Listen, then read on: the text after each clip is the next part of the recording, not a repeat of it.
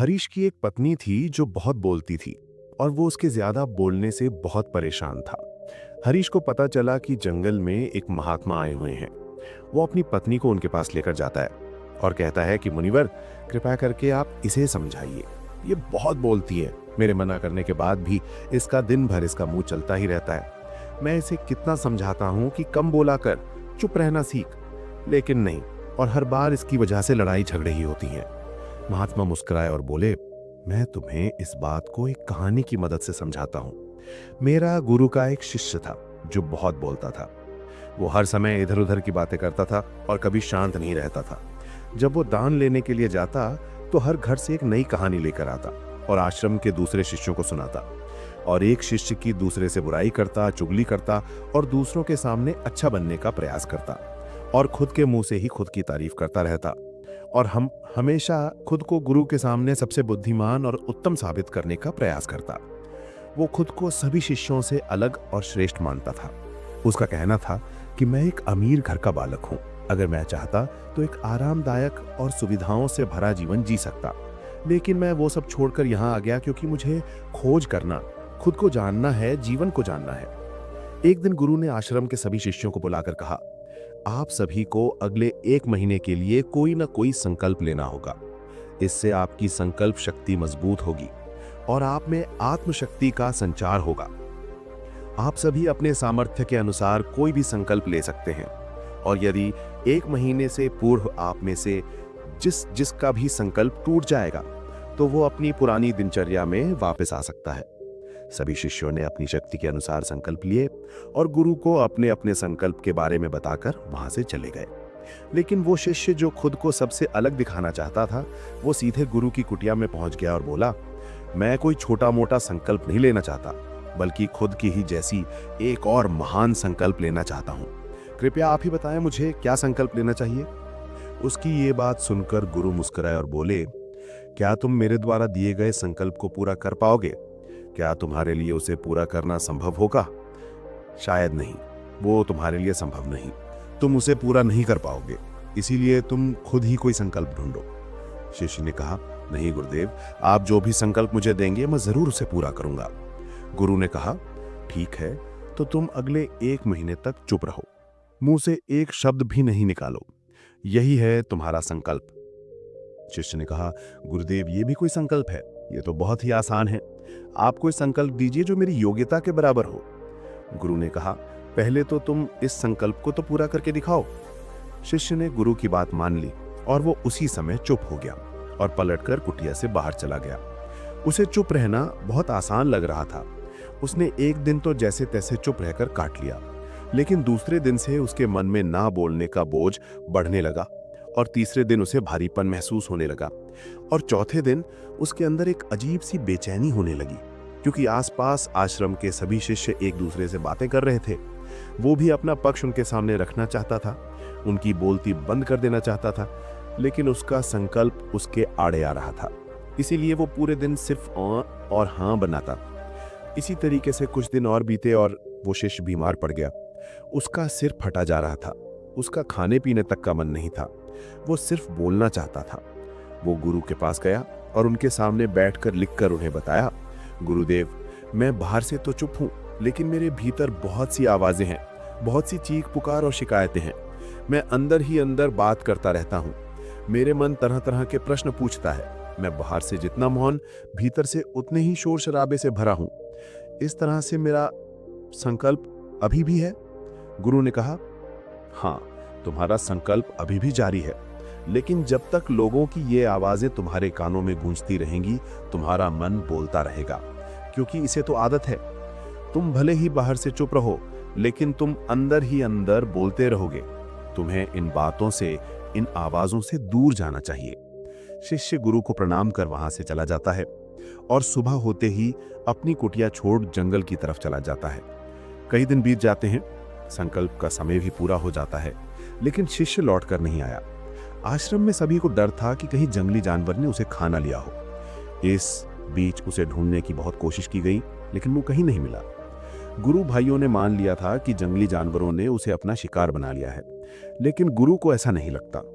एक दिन आश्रम का एक अन्य शिष्य गुरु के पास आया और बोला, गुरुदेव, हमारे उस अधिक बोलने वाले भाई के साथ क्या हुआ होगा? क्या जानवर ने उसे मार दिया होगा? गुरु ने कहा, हो सकता है कि जानवरों ने उसे अपना शिकार बना लिया हो, लेकिन उसके ना लौटने की एक दूसरी वजह भी हो सकती है। शायद उसे वो मिल गया है जिसके लिए वो गया था। फिर शिष्य ने पूछा, गुरुदेव, क्या ज्यादा बोलना इतना हानिकारक होता है? गुरु ने बोला, कहा, इंसान के जीवन के बहुत सारे दुखों में से एक दुख ये भी है कि वो कभी चुप नहीं रह सकता, हमेशा कुछ ना कुछ बोलता ही रहता है। सिर्फ हमारे बोलने के कारण हमारे आधे से ज्यादा दुख पैदा होते हैं। हम में से कोई भी चुप नहीं रहना चाहता। हम बस सामने वाले को सुना देना चाहते हैं। जो भी हमारे मन में है सब निकालकर उसके मन में बैठा देना चाहते हैं। उसे समझा देना चाहते हैं कि देख, तू गलत है और मैं सही। इस तरीके से सुनने और सुनाने का ये काम जिंदगी भर चलता रहता है। लेकिन इस नासमझी में हम अपना समय, अपना जीवन, अपनी समझ और सबसे महत्वपूर्ण और कीमती पल जो जिए जा सकते हैं, जिनको अनुभव किया जा सकता है, जिनमें आनंद को प्राप्त किया जा सकता है, ये सब खो देते हैं। लेकिन इसके बदले हमें मिलता क्या है? कुछ नहीं, सब व्यर्थ और बर्बाद हो जाता है। शिष्य ने पूछा, तो फिर इसका समाधान क्या है? गुरु ने कहा, पूरी जागरूकता के साथ अपने विचारों को देखना, यही एकमात्र तरीका है सारी मानसिक समस्याओं का।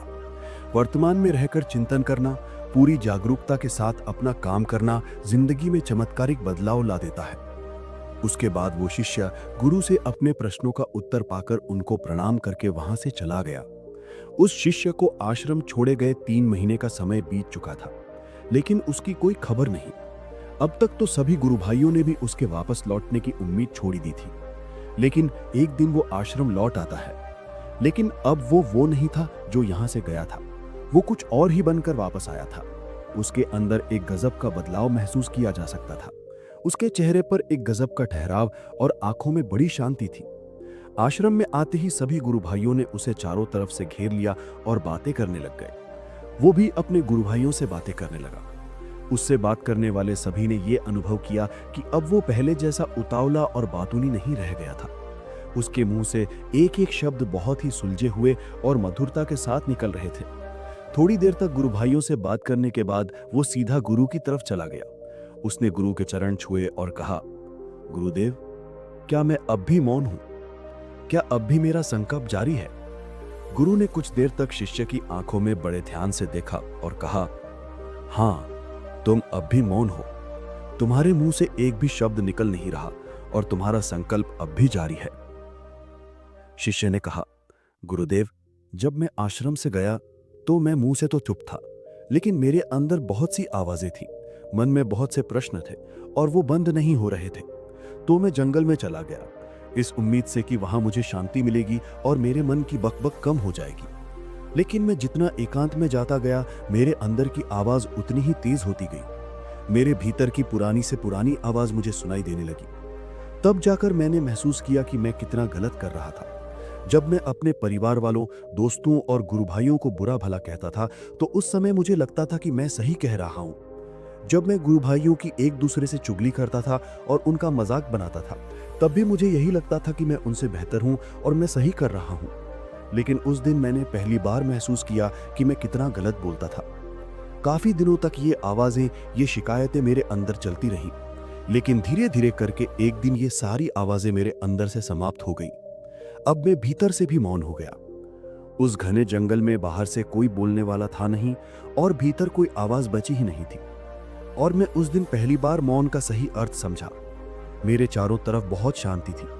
हालांकि अभी भी कुछ आवाजें आ रही थी जो पहले भी आती थी, लेकिन मैं उन्हें सुन नहीं पाता था। अब वो सभी आवाजें मुझे स्पष्ट रूप से सुनाई दे रही थी। हवा के चलने की आवाज, चिड़ियों के चहक की आवाज और पानी के बहने की आवाज। ये सभी आवाजें मैंने पहली बार पूरे होश पूर्वक सुनी। अपने चारों तरफ इतनी शांति मैंने पहले कभी महसूस नहीं की थी।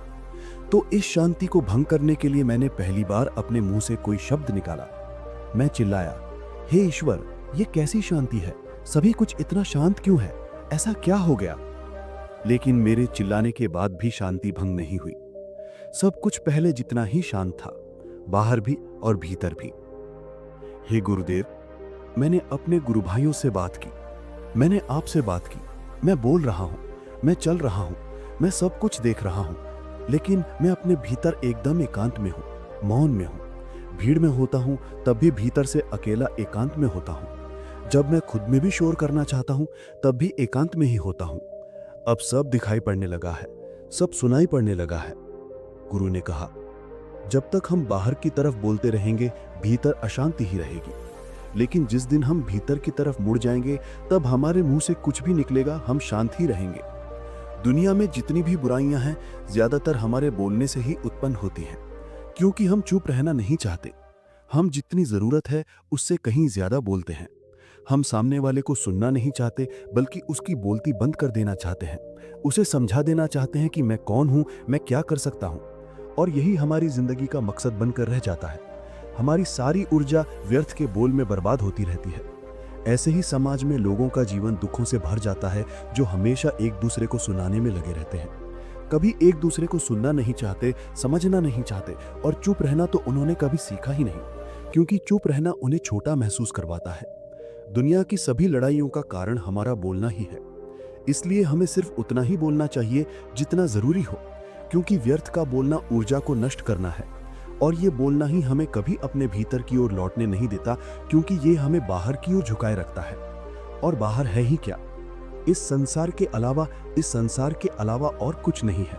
लेकिन अगर अपनी भीतर के संसार की ओर मुड़ना है तो इस मुंह को बंद ही रखना चाहिए। इसीलिए जितने भी बुद्ध हुए, आत्मज्ञानी हुए, वो सभी एकांत की ओर भागे, ताकि उन्हें ज्यादा ना बोलना पड़े, ज्यादा सुनना ना पड़े। वो एकांत में रहे और शांत रहे, इसलिए आसानी से भीतर की यात्रा कर पाए। लेकिन अगर कोई चाहे तो इस संसार में रहकर भी एकांत में रह सकता है, शांत रह सकता है, लेकिन इसके लिए उन्हें अपनी ऊर्जा बचानी होगी, जिसे वो अब तक अपने व्यर्थ के शब्दों में बर्बाद कर रहे थे। दोस्तों, इस कहानी की सीख यही है कि व्यर्थ का बोलना ऊर्जा को नष्ट करना है। ज्यादा और व्यर्थ बोलना ही हमें अपने भीतर की ओर लौटने नहीं देता, क्योंकि ये हमें बाहर की ओर झुकाए रखता है। और जिन्हें भीतर की यात्रा करनी है उन्हें अपने मुंह को बंद ही रखना चाहिए। मुझे उम्मीद है कि आपको ये कहानी पसंद आई होगी और काफी कुछ सीखने को मिला होगा। कहानी के बारे में अपने विचार आप हमें नीचे कमेंट बॉक्स में कमेंट करके बता सकते हैं। बाकी अगर ये कहानी आपको अच्छी लगी हो तो इस वीडियो को लाइक करें और चैनल को सब्सक्राइब करें। धन्यवाद।